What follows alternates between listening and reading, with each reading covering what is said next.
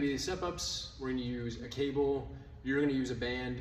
We should get similar results. If for whatever reason we can't, just let me know and we'll reassess and discuss some options. But this is how we're going to do it. If we're doing the right leg, I want you to do right arm with the cable, telling you to keep your body back. I want you to find your knee over your foot without the heel lifting up. So I'm not coming into this position and driving with the heel up. The heel is down, but I've, excuse me, but I pushed the knee forward.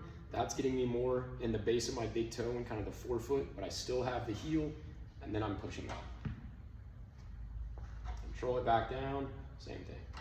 Knee, find the forefoot, push. Big things I want you to be aware of is if the knee is tracking well, so it's not absurdly collapsing in, it's okay if it has a little bit of a deviation. That's why we're training it, to get it better and stronger. But just be aware that it's not completely collapsing. So like something like the outside of your foot and your heel completely coming off the ground would be something we want to stay away from.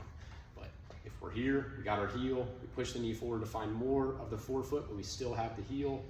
We push through the ground, come up.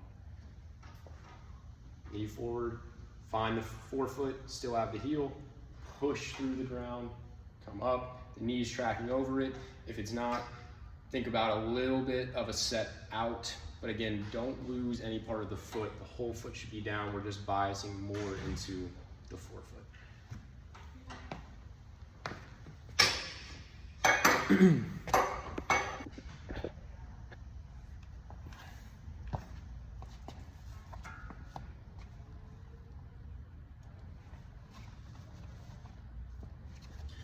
All right, it's gonna be kind of hard to see, but these are the TKEs we're using with the bands. So we have, if we're doing right leg, we have the band pulling the right thigh out, the right shin in. We're coming back to where there's a little bit of tension. So when I lock my knee out, it feels like there is some resistance I'm doing that against. You'll feel a little bit of a quad going. That's gonna put you more in your heel. So I'm not losing the forefoot. I'm just coming back, the knee's extending. I'm biasing more weight into the heel on that side. And then I'm slowly controlling the knee as it comes forward, letting the bands just pull me how they are, and that's gonna put me more into the base of the big toe. But again, similar to the step up, we're not losing the heel, the foot's never losing contact anywhere, we're just biasing positions. Come back, I'm back in my heel now, the knee's closer to being extended, this is where you'll feel the quad. Control the knee over the foot, push it forward, you find that big kind of base of the big toe, don't lose the heel, come back. Just like that.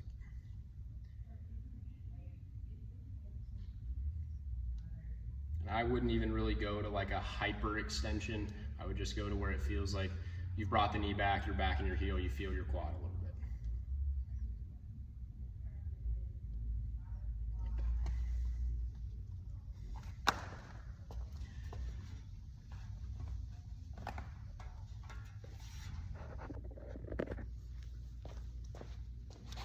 This is going to be the kickback where we impose some breathing and we have the other arm doing a bit of a reach, so the rib cage is actually rotating.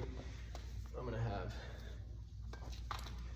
again, you could do this with no weight, but I really like maybe 10 to 15 pounds on the reaching side for you, and like 1 to 5 pounds probably for now on the kickback side. So I'm taking a bit of a staggered stance like this, hinging down, so my torso is long. I'm not like overly slouching. If it's a little slouchy, it's okay. We're not super worried about the hips right now, but I'm gonna reach the kettlebell like this without shrugging, so I'm not coming way up into here.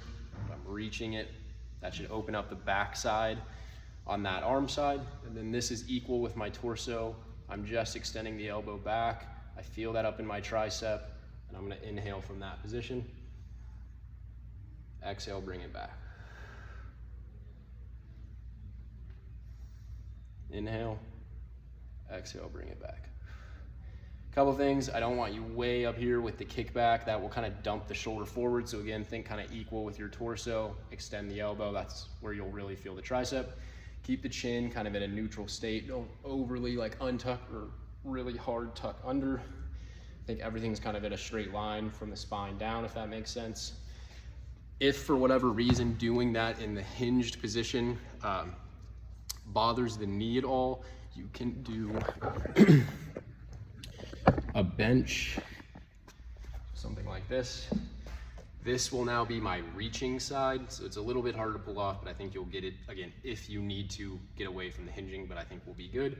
Where you would push this arm into the bench, that's your reach, same thing we did over there, and then I'm here, kick back, inhale, exhale back. Again, only if you need to get away from the hinging for whatever reason.